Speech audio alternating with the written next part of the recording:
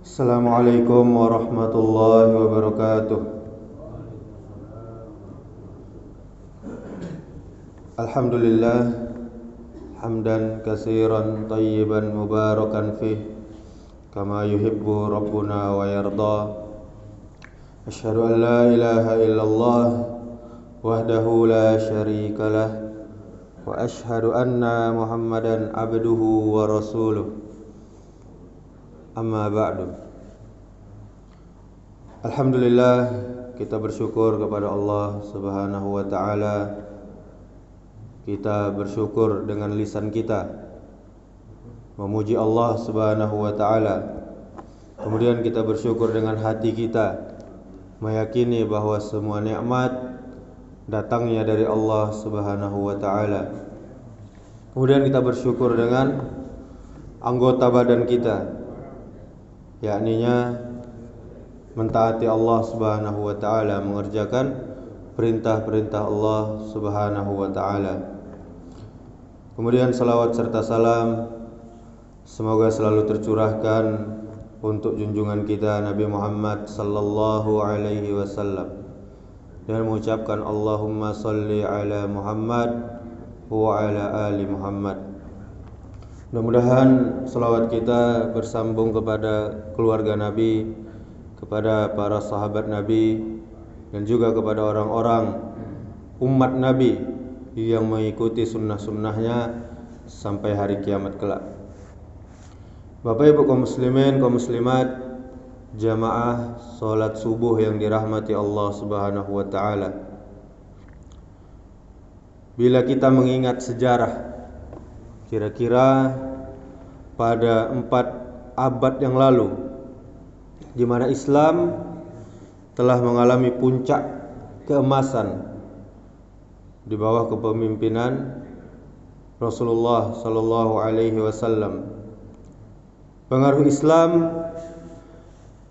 dengan cepat menyebar hampir ke seluruh dunia. Padahal pada saat itu umat Islam sangat minim. Maksudnya tadi 14 abad yang lalu. Ini semua tidak lain berkat kekuatan akidah Islam yang tertanam di jiwa dan ketaatan menjalankan perintah agama atau syariat yang sesuai dengan tuntunan dari Allah Subhanahu wa taala dan Rasulullah sallallahu alaihi wasallam. Maka tidak salah jika Rasulullah sallallahu alaihi wasallam pernah mengatakan, beliau bersabda, "Al-Islamu ya'lu wa la yu'la alaihi." Akan tetapi pada saat itu juga Rasulullah sallallahu alaihi wasallam memperingatkan para sahabat pada saat itu bahwa nanti Islam hanya tinggal nama. Banyak orang yang mengaku dirinya adalah Muslim, orang Islam, yang ditunjukkan dengan identitasnya, KTP-nya. KTP-nya agamanya Islam, tapi sayang, nama hanya tinggal nama. Apa yang dia lakukan tidak sesuai dengan Islam, dengan konsep syariat agama Islam. Mengenai hal ini, Rasulullah sallallahu alaihi wasallam telah bersabda yang diriwayatkan dari Al-Baihaqi yang bersumber dari Ali bin Abi Thalib radhiyallahu anhu yang berbunyi, "Yusiku an ya'tiya 'alan nasi zamanun la yabqa minal islami illa ismuhu." Akan datang kepada manusia di mana Islam nanti hanya tinggal nama. Banyak orang yang mengaku dirinya Muslim, tapi perbuatannya tidak mencerminkan keislamannya. Dia mengaku sebagai seorang Muslim, tapi dia selalu dengan sengaja melanggar syariat-syariat agama Islam. Inilah yang menyebabkan semakin lama Islam akan semakin luntur, dan akhirnya Islam hanya tinggal nama. Sangat prihatin kita melihatnya. dalam keadaan seperti sekarang, tidak sedikit saudara kita yang mengaku muslim tapi tidak mengerjakan sholat 5 waktu, tapi meminum khamar, bermabuk-mabukan, berbuat zina, zalim, mengambil hak orang lain, dan perbuatan-perbuatan dosa besar lainnya. Padahal Islam sama sekali tidak mengajarkan demikian. Bagaimanapun Islam tetap mempunyai nilai, yakni rahmatan lil alamin. Pada akhir zaman nanti, kitab yang mulia Al-Quran hanya tinggal tulisan. Sekarang ini hampir semua orang muslim punya Al-Quran di rumahnya masing-masing, tapi sayang banyak yang tidak membacanya, apalagi mengamalkannya. Padahal dengan membaca Al-Quran, hidup akan menjadi tenang, akan menjadi bahagia, akan selamat baik di dunia dan di akhirat nanti. Karena Rasulullah sallallahu alaihi wasallam pernah menyampaikan, Al-Qur'anu syafi'un li ashabihi. Al-Quran sanggup, Al-Quran bisa, Al-Quran mampu memberikan syafaat, memberikan pertolongan kepada siapapun yang membacanya, baik itu berkaitan masalah di dunia maupun nanti masalah di akhirat.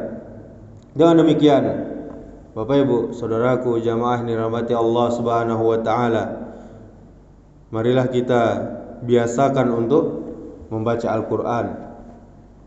Apalagi di hari Jumat ada surah yang disunnahkan untuk dibaca, yaitu Al-Kahfi.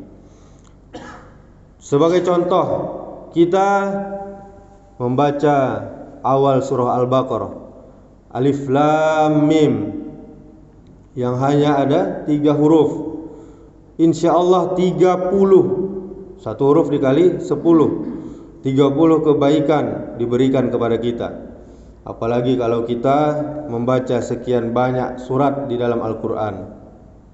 Dan akan lebih indah serta lebih baik kalau kita bisa membaca pula artinya, kemudian kita mengamalkannya, isi dari Al-Quran tersebut.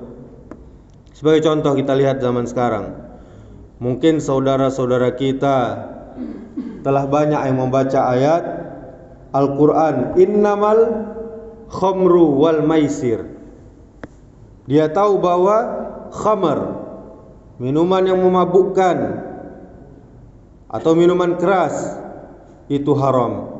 Tapi lihat, dalam kenyataannya masih banyak saudara kita yang meminumnya, bermabuk-mabukan, baik itu secara sembunyi-sembunyi maupun secara terang-terangan.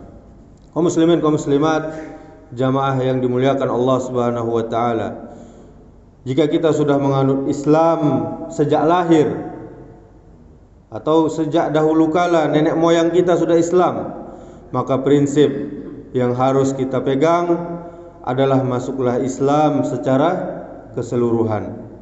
Jangan hanya sekedar membawa status Islam di KTP. Salat tidak dijalani, tidak dilaksanakan, juga masih terus melanggengkan tradisi-tradisi kesyirikan. Misalnya, Allah Subhanahu wa taala memerintahkan kepada kita untuk masuk ke dalam Islam secara kafah atau keseluruhan, sebagaimana dalam ayat, ya ayyuhallazina amanu dukhulu fis silmi kafah wa la tattabi'u khutuwatis syaitan innahu lakum aduwwum mubin. Wahai orang-orang yang mengaku beriman, masuklah kamu ke dalam Islam secara keseluruhan, dan janganlah kamu ikuti langkah-langkah syaitan. Sesungguhnya syaitan itu musuh yang nyata bagimu. Surah Al-Baqarah ayat 208. Ayat ini Bapak Ibu jamaah yang dirahmati Allah Subhanahu wa taala, kata Ibnu Katsir di dalam kitab tafsirnya, perintah untuk kita para hamba Allah yang mengaku beriman, yang membenarkan risalah Rasul, untuk mengambil, untuk mengamalkan seluruh ajaran Islam semampu kita, termasuk menjalankan setiap perintah dan berusaha menjauhi setiap larangan. Kemudian yang dimaksud udkhulu fis silmi, masuklah ke dalam Islam. Demikian kata Al-Aufi dari Ibnu Abbas dan yang lainnya. Sedangkan Rabi bin Anas mengatakan bahwa maksudnya adalah laksanakanlah, kerjakanlah ketaatan. Kemudian adapun maksud kafah dalam ayat tersebut, sebagaimana dikatakan oleh Ibnu Abbas dan yang lainnya, adalah keseluruhan, semuanya. Kemudian Mujahid mengatakan, lakukanlah seluruh amalan dan berbagai bentuk amal soleh. Kemudian Imam Ibnu Katsir menegaskan bahwa maknanya adalah lakukan seluruh ajaran Islam, yaitu berbagai cabang iman dan berbagai cabang syariat Islam. Kemudian Ibnu Abbas juga mengatakan mengenai ayat tersebut, masuklah dalam syariat Nabi Muhammad sallallahu alaihi wasallam. Jangan tinggalkan ajarannya sedikit pun. Jangan membuat-buat yang baru. Maka itu sudah mencukupkan kalian dari agama sebelumnya, kitab sebelumnya seperti Taurat dan ajaran di dalamnya. Kemudian Ikrimah mengatakan bahwa ayat tersebut turun pada segolongan orang yang baru masuk Islam dari kalangan Yahudi dan yang lainnya. Mereka adalah seperti Abdullah bin Salam, Sa'labah, As'ad bin Ubaid, di mana mereka meminta izin kepada Rasulullah sallallahu alaihi wasallam untuk dibolehkan membaca Taurat di malam hari. Maka Allah memerintahkan untuk menyibukkan diri dengan menjalankan syariat Islam saja, sehingga bisa merupakan ajaran yang lainnya. Keterangan ini dan sebelumnya disarikan dari tafsir Al-Quran Al-Azim karya Ibnu Katsir mengenai tafsir ayat yang kita kaji ini. Jadi tidak perlu kita membaca-baca kitab yang lain, tidak perlu kita mencari tahu kitab yang lain, sedangkan kitab kita sudah sempurna. Begitulah tafsir dari ayat ini. Kemudian ketika menjelaskan ayat tadi, Syekh Abdurrahman bin Nasir As-Sa'di rahimahullah berkata, laksanakanlah seluruh ajaran Islam. Jangan tinggalkan ajaran Islam yang ada ini. Jangan sampai menjadikan hawa nafsu sebagai tuan yang dituruti. Artinya, jika suatu ajaran bersesuaian dengan hawa nafsu, barulah dilaksanakan, dan jika tidak, maka ditinggalkan. Yang mesti dilakukan adalah hawa nafsu yang tunduk pada ajaran, pada syariat Islam, dan melakukan ajaran sesuai kemampuan kita masing-masing. Jika kita tidak mampu menggapai kebaikan tersebut, maka dengan niat saja sudah bisa mendapatkan pahala kebaikan, dengan syarat tetap berusaha untuk melaksanakan kebaikan tersebut. Di dalam kitab Taisir Al-Karimir Rahman karya Syekh As-Sa'di tentang tafsir ayat tersebut. Kemudian pelajaran dari ayat tadi, jika syariat Islam memerintahkan kita untuk meninggalkan ajaran selain Islam, tradisi yang berbau kesyirikan, maka kita sami'na wa ata'na, kita dengar, kemudian kita taati. Jangan karena alasan mempertahankan budaya ini sejak dulu sudah ada, ini adalah dari nenek moyang, akhirnya tradisi yang dimurkai Allah tersebut terus dibudayakan, terus dilariskan. Seperti kita lihat saat ini, masih saja laris manis tradisi ruatan, tradisi sedekah laut, minta keberkahan dengan menggantungkan jimat, dan yang lainnya yang dijalankan oleh orang yang mengaku Islam. Bahaya jika kita berbuat kesyirikan, akan mengundang murka Allah Subhanahu wa taala. Jika Islam memerintahkan kita, Bapak Ibu jamaah yang dirahmati Allah Subhanahu wa taala, untuk melaksanakan ibadah badan yang mulia seperti salat, seperti puasa, maka kita terus berusaha menjaganya. Karena meninggalkannya atau meyakininya dalam hati bahwa itu tidak wajib, maka kita bisa keluar dari agama Islam ini, membuat kita kafir, membuat kita murtad.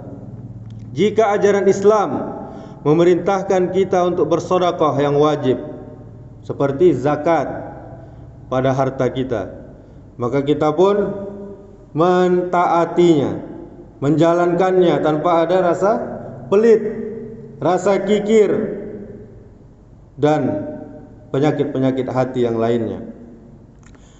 Dan juga ketika Islam memerintahkan kita beribadah harus sesuai dengan tuntunan Rasul sallallahu alaihi wasallam, maka ikutilah, taatilah.